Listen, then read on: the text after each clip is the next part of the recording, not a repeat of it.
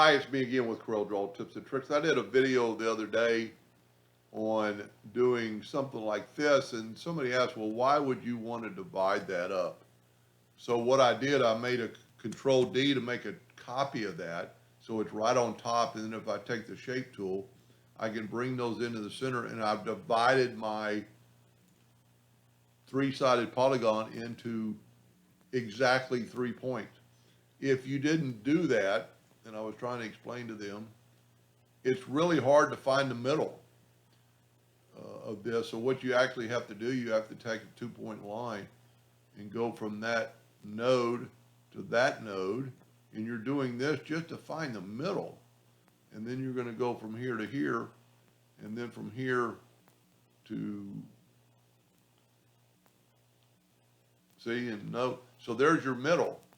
So then you would have to cut away these other lines to do that, and I did it so much quicker. Now, when you do this, let's see how big this is. It's 15 inches. Let's change our nudge factor to 16. And we're going to only do one of them in color, and that's going to create a different shape. I actually hit it again. And we can take this now and do a lot to it. Let's make it black, and then go to the interactive fill tool and go from black to white up top. Let's put another white like right there. Maybe even put a little more white right there, kind of give it that look. Now we can actually move all this stuff away and just move that over, and then Control D, and why moving your center rotation there, we're going to rotate it till it snaps to it, and it's 120 degrees, so we can type in 120, and then Control D again, and you get that look that really you can't do it any other way. And then we can right click, no outline, and you get a 3D looking effect.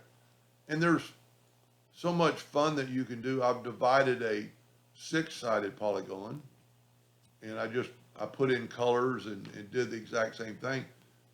But look what I created with it. I don't know what you would use that for, but if you take the smear or the twirl tool and make sure it's bigger than your item, click on your item first, and then get right to the middle and start twisting it, and you get a really neat looking effect. Let's go the other way on this one, turn it the other direction.